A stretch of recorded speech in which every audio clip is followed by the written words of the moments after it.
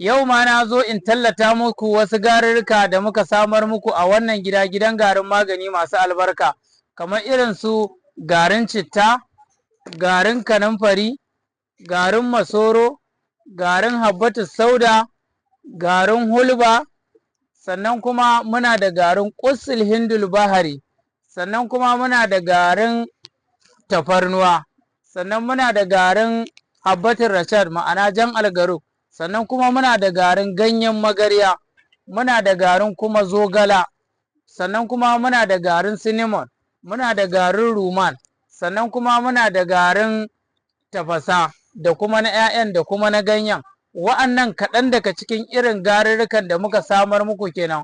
Sannan kuma wannan garurrukan idan ka siya a jikin kwalin akwai amfaninsu da kuma yanda za ka yi ka haɗa magani da su.